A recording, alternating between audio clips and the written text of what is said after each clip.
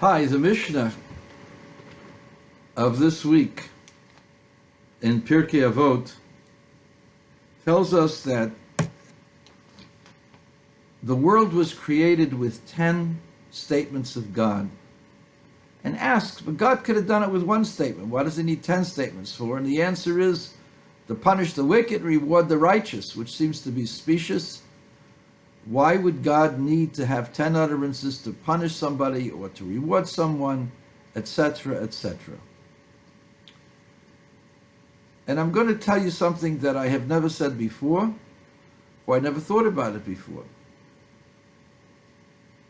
And it goes to the core of what is called freedom of choice and destiny.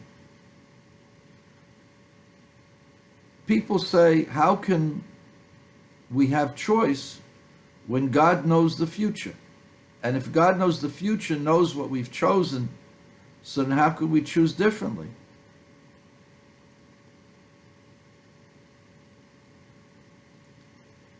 And the answer, of course, is we can choose what we want.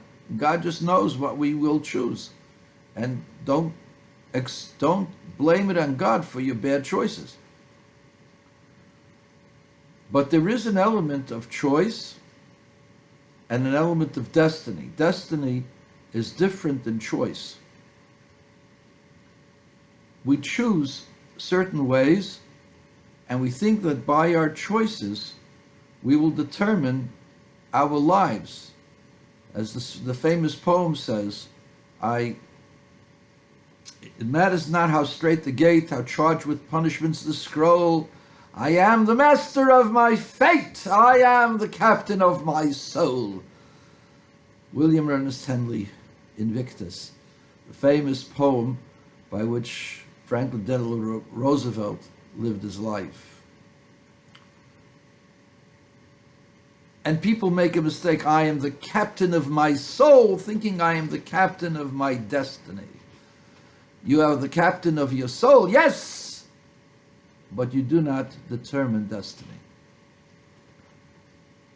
Bezos and Zuckerberg and all those multi-zillionaires who happen to be leftists and hate two things. They hate Donald Trump and they hate the Jewish state, the state of Israel. The reason for that is because they are not only leftists, they are universalists. They believe that the world should have a universal government. And we should be concerned about the entire globe. And there should be one world government controlling everything. And guess what? They think they deserve to be part of that, if not the leadership of that one world government. Or at least the person or people who they like, such as Elizabeth Warren and Bernie Sanders and all of those ultra-brights, ultralights, who happen to be very intelligent but practically stupid.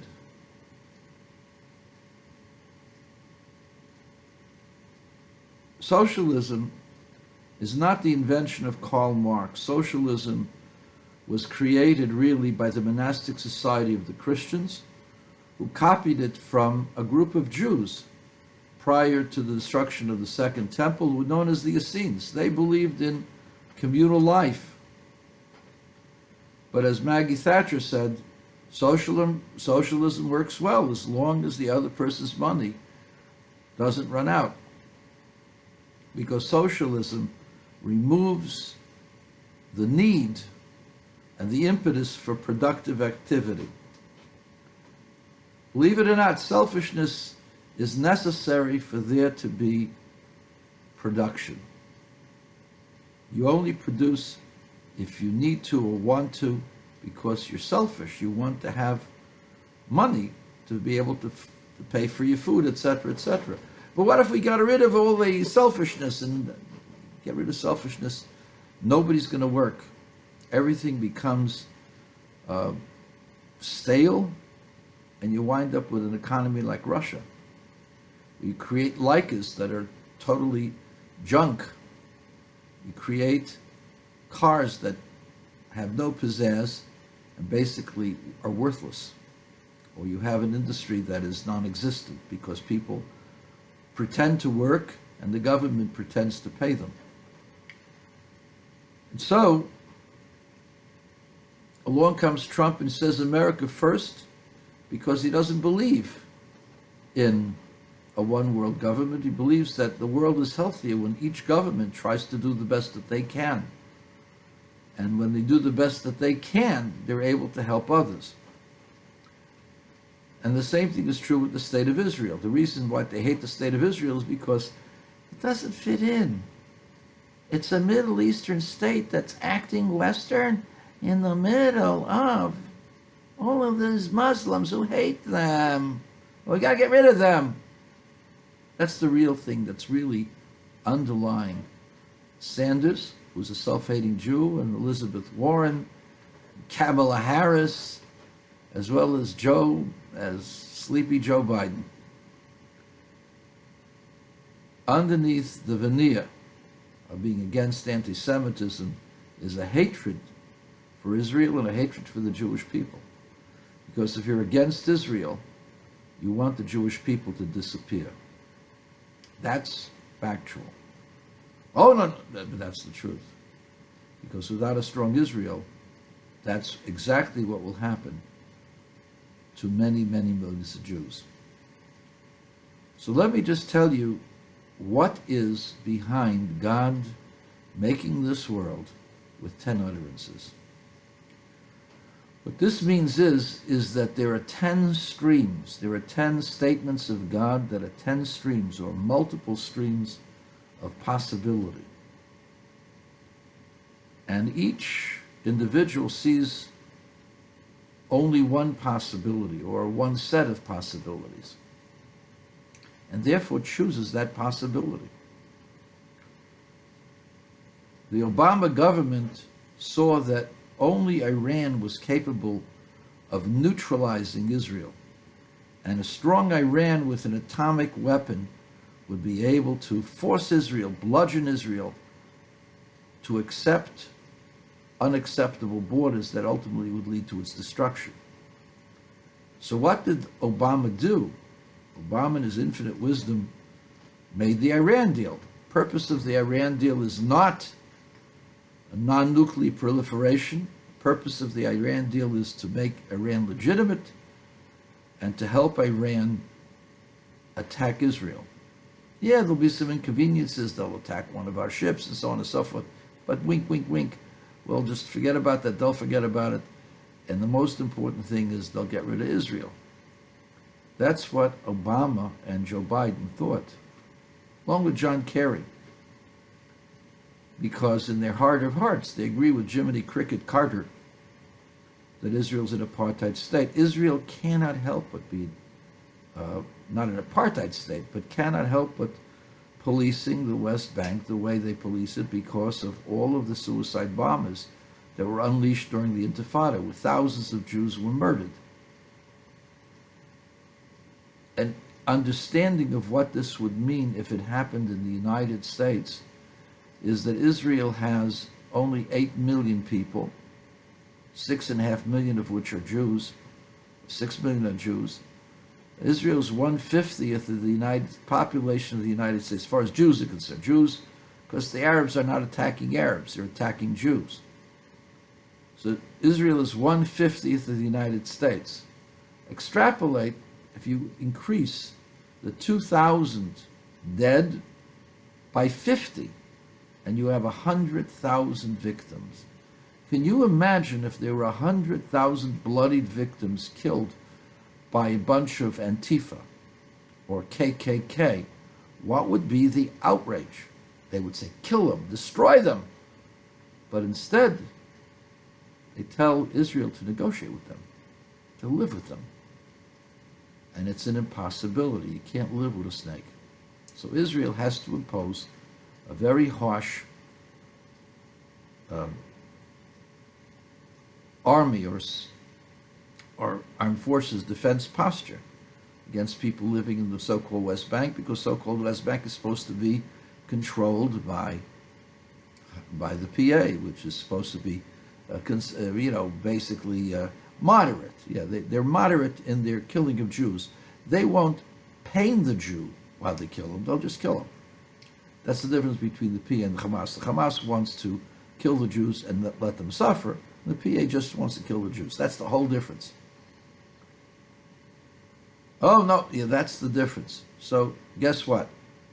So all of the left-wing politicians want to support Hamas and want to support Hezbollah and want to support Iran by currying favor with the Iranians, being nice, because the Iranians are powerful enough to get Israel to make concessions. And that's their policy. So what does God do? God has not just one stream of reality, he's got several streams of reality. The Iranians, this is my prediction, the Iranians prior to November of 2019 will not be able to contain themselves. They will be so giddy that Elizabeth Warren will be the next president of the United States, and she will restore the Iranian deal and get rid of all the damn concessions that Mr. Trump has made to Israel, negate the deal about the Golan Heights. They will take away the embassy in Jerusalem and impose its will on the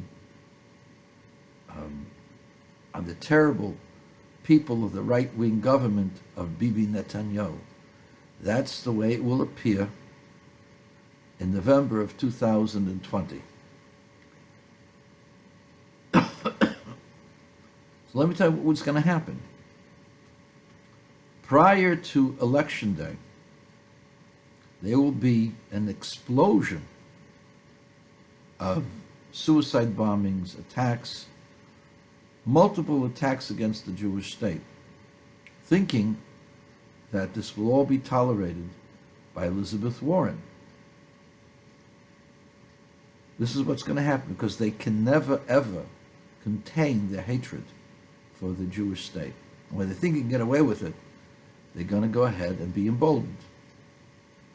And there will be, as a result of that, a very, very hard, very tough battle.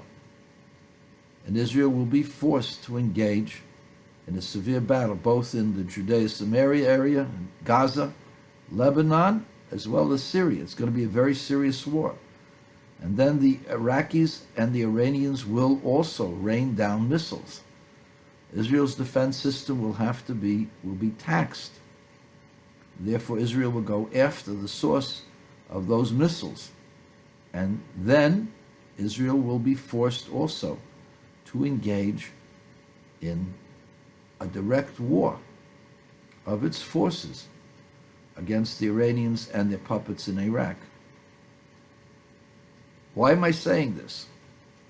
Because the prophecy has it that Israel's borders will extend to the Euphrates River, all the way to the Persian Gulf.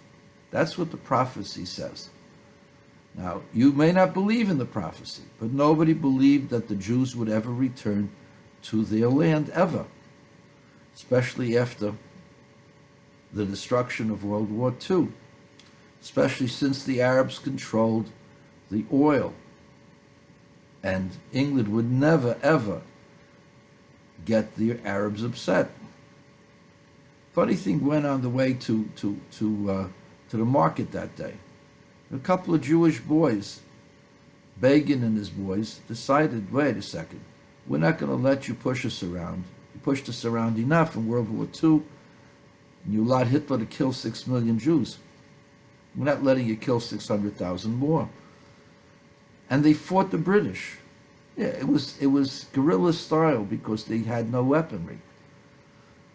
But those boys, those revisionist boys, went ahead and undermined the global view of the British, the global policy of the British. And the same thing will happen with Elizabeth Warren and Bernie Sanders and all those ultra-brights. The same thing will happen. God will cause something to frustrate those designs, and something else will take along, will happen. And that's the meaning of God created with 10 utterances. There are different streams of reality. You think that by picking Elizabeth Warren as the president, you're going to have a leftist government that's going to hate Israel and is going to do things to curry favor with the Iranians. And therefore the Iranians will be victorious in their march to Jerusalem. Something will happen on the way to the fair, and it will explode, and there will be no choice but for Israel to take them on. And the prophecy says, Israel will be successful in battle. We may not be good at negotiations, but we will be successful in battle, and the extension of Greater Israel will go all the way to the Persian Gulf. Do I want a war? No. I'm not a warmonger. I don't hate anybody. I don't want anybody to hate me or hate my people. I'm merely saying that all of you who are gleeing and rubbing your hands together, saying, we're going to go ahead and we're going to become a world government and we're going to get rid of Israel, think again. God has a different plan. Ultimately, Israel will come out on top. Now, how could that possibly be? A minority of a minority.